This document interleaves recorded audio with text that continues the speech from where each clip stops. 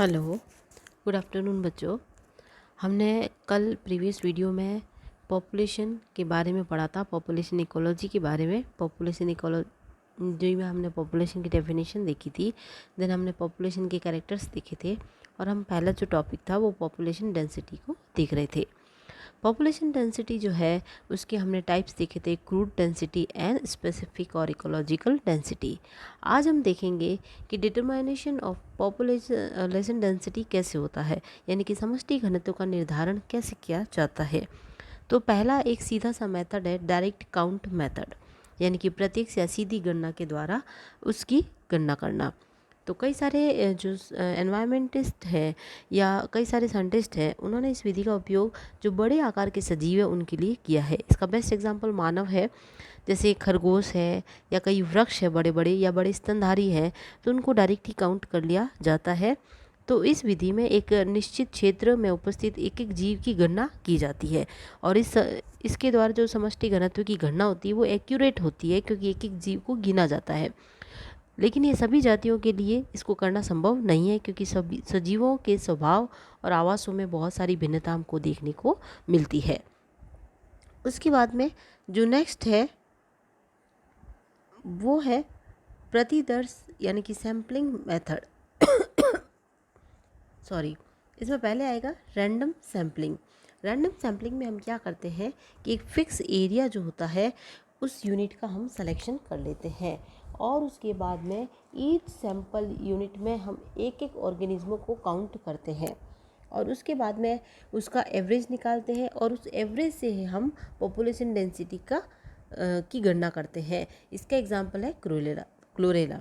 तो यहाँ पे मैंने बहुत अच्छी तरह से समझा रखा स्टेप बाय स्टेप कि हमने पहले एक फिक्स एरिया जो है उसका चयन कर लिया जिसकी हमें पॉपुलेशन डेंसिटी ज्ञात करनी है। उसके बाद में हमने उस एरिया यूनिट को सैंपल यूनिट में जो एक ईच जो ऑर्गेनिज्म है उनको काउंट कर लिया, और फिर हमने उसका एवरेज निकाल दिया।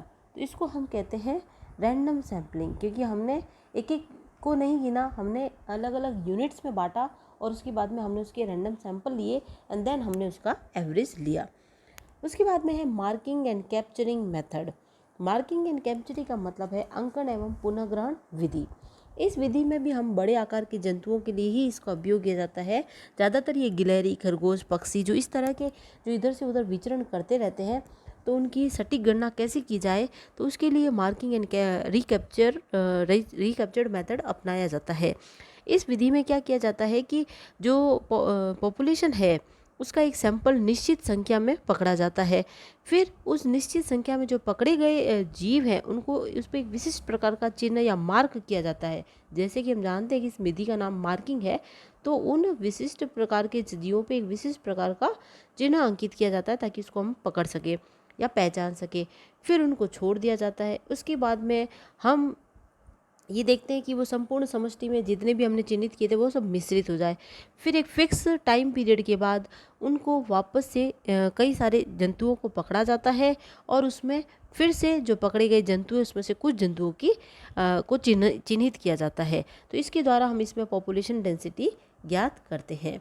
इसमें हम जैसे एग्जाम्पल देखें कि जैसे हमने कोई भी 100 पक्षी हैं, जैसे हम भरतपुर के घना विहार का एग्जाम्पल देखते हैं, तो हमने भरतपुर के घना विहार के जो जैसे उसमें 100 पक्षियों को प्रथम बार में पकड़ा और चयनित किया। चयनित करने के बाद हमने उस पर एक विशेष प्रकार का चिन्ह लगाया और उसको हमने छोड़ दिया। छोड़ने के बाद हमने 10 दिन बाद वापस से उन प्रतिचयन में से भी हो सकते हैं और बिना प्रतिचयन के भी हो सकते हैं, हमने 100 पक्षी को पकड़ा और 10 पक्षियों को हमने वापस चिन्हित किया। तो अब इसका पॉपुलेशन डेंसिटी कैसे निकालेंगे, तो इसका एक सिंपल सा फॉर्मूला है। देखो बच्चों, ये पॉपुलेशन डेंसिटी जो पॉपुलेशन इकोलॉजी जो चैप्टर है वो थोड़ा मतलब बहुत ही इजी है। आप अगर इसको स्टेप बाय स्टेप समझते जाएंगे, रिवाइज करते जाएंगे, तो ये आपकी समझ में आ जाएगा। लेकिन आप इसके फॉर्मूलों में अगर फंस गए कि हम कैसे याद करें क्या है, तो फिर ये आपके लिए हार्ड पड़ जाएगा। तो इसलिए आप इसको ट्रिक से हाथ में कॉपी पेन लेके अच्छे से समझें तो ये बहुत ही ईजी है। तो इसका सिंपल सा फॉर्मूला है कि संपूर्ण समष्टि योग, यानी कि टोटल पॉपुलेशन का जो सम है वो इज इक्वल टू संपूर्ण जीव संख्या योग में चिन्हित जीव, यानी कि हमने कितने को चिन्हित किया था पहली बार में, इनटू हमने पुनः कितने जीव पकड़े थे, और इसका अपॉन करना है कि हमने पकड़े गए जो मतलब पुनः जो सेकेंड टाइम में हमने जो पकड़े गए जीव है उसमें हमने इसको कितना चिन्हित किया है।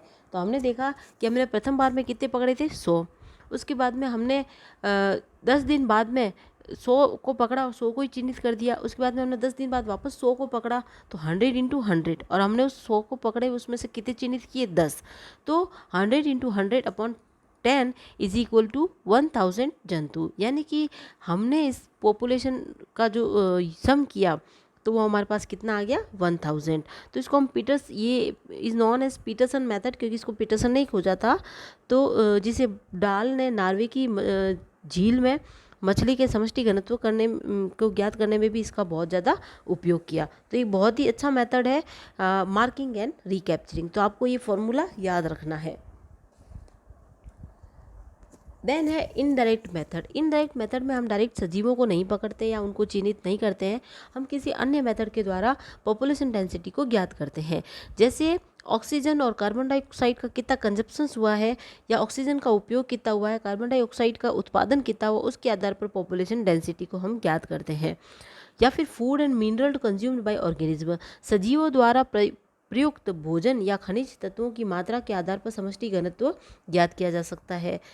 या फिर परभक्षी जो है उनके आमाशय में शिकार किए गए अवशेष या अंगों की आकृति से भी हम समष्टि घनत्व की जानकारी प्राप्त कर सकते हैं। या जो मृत प्राणी हैं उनके कितने अवशेष है, या जो भी मृत जो प्राणी है उनकी संख्या की गणना करें। तो इस तरह से ये सारे इनडायरेक्ट मेथड है जिससे हम पॉपुलेशन डेंसिटी को ज्ञात करते हैं। उसके बाद आता है sample plot method. Sample plot नाम से ही आपको पता चल रहा है कि इसमें हम प्लॉटिंग करते हैं। प्लॉटिंग का मतलब है कि ये बहुत ही सर्वाधिक प्रचलित और आसान विधि है। इसमें हम जिस भी क्षेत्र का हमको समष्टि घनत्व या पॉपुलेशन डेंसिटी का अनुमान लगाना होता है, हम उस एरिया को एक बराबर क्षेत्रफल के खेतों में या बराबर क्षेत्रफल के प्लॉट्स में बांट देते हैं। फिर हम जितने भी चयनित, जैसे हमने यहाँ पे डायग्राम से भी बताया कि बड़ा सा एरिया, तो उसको हमने बराबर क्षेत्रफल के या एरिया के प्लॉट्स में हमने उसको बांट दिया। फिर उस प्लॉट्स के जीवों की संख्या को ज्ञात किया जाता है और फिर उसका एवरेज निकाला जाता है। अब इसको भी हम एग्जांपल से देखते हैं कि 100 वर्ग किलोमीटर का अगर एरिया है तो हमने उसमें 1 वर्ग किलोमीटर के 100 प्लॉट काट दिए या 100 पार्ट कर दिए। अब हमने 5 पार्ट का एवरेज निकाला तो हमारे पास 5 पार्ट का एवरेज कितना आया बच्चों, 125 जीव आए। तो इसका मतलब एक खंड का एवरेज कितना हो गया, 125 अपॉन 5 यानी कि 25। तो यानी कि सर 100 वर्ग किलोमीटर का एवरेज कितना हो गया, 100 इंटू 25, 100 इंटू 25 यानी कि 2500। तो इसकी पॉपुलेशन डेंसिटी कितनी हो गई, 2500। तो ये बहुत ही इजी मेथड है सैंपल प्लॉट मेथड, और इसका हम बहुत ज़्यादा यूज़ करते हैं। अब ये सब हो गए पॉपुलेशन डेंसिटी को किस तरह से नापा जाता है उनके मेथड। हम पॉपुलेशन के कैरेक्टर में पढ़े थे, तो पॉपुलेशन डेंसिटी जो कैरेक्टर हमारा यहाँ ख़त्म होता है। नेक्स्ट जो कैरेक्टर आता है वो एज स्ट्रक्चर है। एज स्ट्रक्चर का मतलब है कि आयु की संरचना अलग अलग में किस तरह से, या इसको हम एज डिस्ट्रीब्यूशन भी कह सकते हैं कि आयु का वितरण किस तरह से है। एज स्ट्रक्चर में जो जैसे कोई अगर यंग है या कोई वयस्क जीव है या वृद्ध जीव है, तो सभी अवस्था के सजीव जो होते हैं वो एक संगठन के रूप में उपस्थित होते हैं किसी भी पॉपुलेशन में। तो पॉपुलेशन में जीवों की आयु का वितरण जो है ये बहुत अच्छा कैरेक्टर है। ये इसकी बर्थ रेट और मॉर्टेलिटी रेट या नेटेलिटी रेट को भी प्रभावित करता रहता है। बॉडेन मेहर एक साइंटिस्ट थे। अकॉर्डिंग टू बॉडेन मेहर जो थे, उन्होंने इसको 3 इकोलॉजिकल एजेस में बांटा। एक तो था प्री प्रोडक्टिव, सेकंड था रिप्रोडक्टिव, और तीसरा है पोस्ट रिप्रोडक्टिव। ये प्री रिप्रोडक्टिव का मतलब है जनन से पहले की जो एज है वो। रिप्रोडक्टिव का मतलब है जनन के दौरान, प्रजनन के दौरान जीव में कितनी वृद्धि या कितनी पॉपुलेशन हुई। या फिर पोस्ट रिप्रोडक्शन यानी कि रिप्रोडक्शन के बाद उसके अंदर किस तरह से चेंजेस आए हैं। तो एक समष्टि या जनसंख्या में जितने भी समूहित सदस्यों की आयु समष्टि का जो महत्वपूर्ण लक्षण है वो ये है। अब जो भी प्री प्रोडक्टिव या रिप्रोडक्टिव या पोस्ट रिप्रोडक्टिव, इन समूहों की अपेक्षित अवधि यानी कि रिलेटिव ड्यूरेशन जो है वो अलग अलग जीवों में अलग अलग होती है। जैसे कोई वृक्ष है, तो उसमें जंतुओं में पूर्व जननीय जो काल होगा वो काफ़ी लंबा होगा। लेकिन जैसे कोई कीट है या कोई जंतु है तो उसका जो प्री रिप्रोडक्टिव जो काल है वो तो छोटा होगा, लेकिन उसका रिप्रोडक्टिव काल और वो थोड़ा बड़ा होगा, और पोस्ट रिप्रोडक्टिव काल बहुत ही छोटा होगा। जैसे कोई जंतु, जैसे कोई नर मधुमक्खी है या बिच्छू है या कोई पादप है जैसे बांस है, तो उसमें क्या होता है कि जनन क्रिया करने के बाद ही वो तुरंत मर जाते हैं। तो इसका मतलब उसका पोस्ट रिप्रोडक्टिव जो पॉपुलेशन होगा वो बहुत ही कम होगा।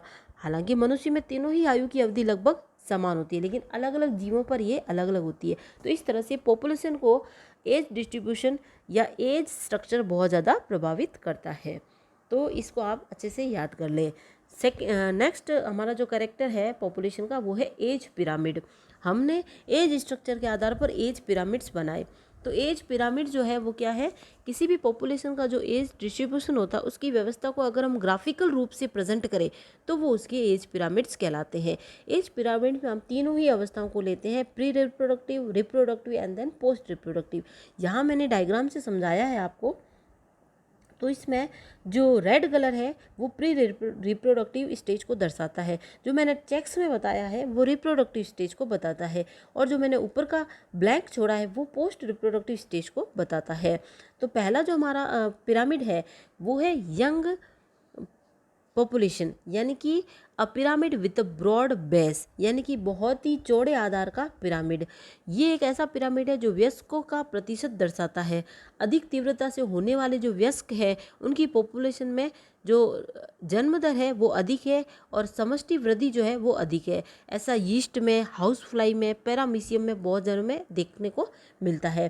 तो इसमें हम देख रहे हैं कि प्री रिप्रोडक्टिव जो स्टेज है या एज है वो बहुत ज़्यादा है, फिर रिप्रोडक्टिव कम है, and then post reproductive stage थोड़ी और ज़्यादा कम है।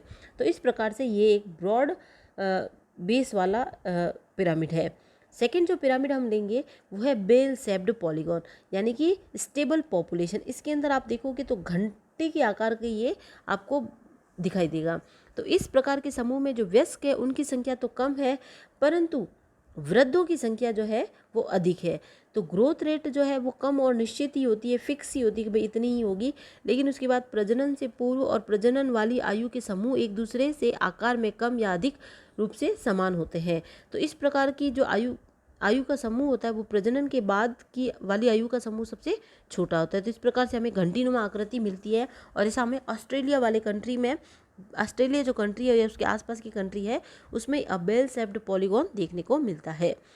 थर्ड जो है वो है an U R N urn shaped figure, यानी कि कलश के नुमा।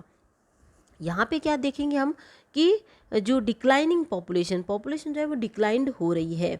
क्यों डिक्लाइंड हो रही है?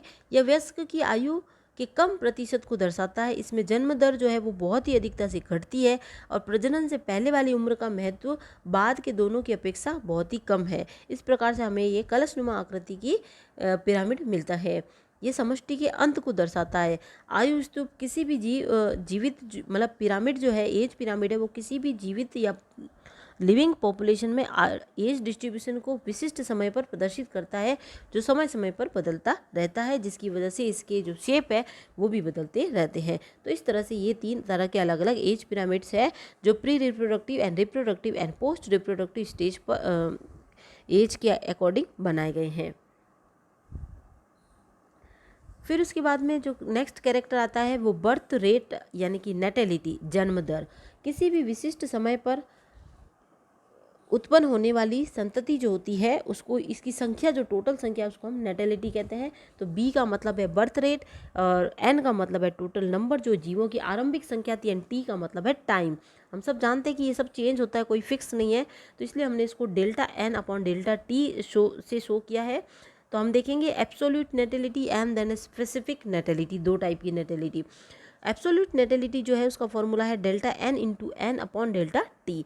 यहाँ पे स्मॉल एन का मतलब है कि समष्टि में नए जीव कितने इंक्लूड हुए हैं। देन स्पेसिफिक नेटेलिटी के अंदर हम delta N into N upon N into delta T.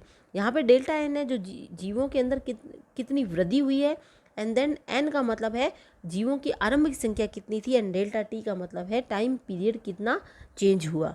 तो इस तरह से हम बर्थ रेट नेटेलिटी को पॉपुलेशन के अंदर काउंट करते हैं।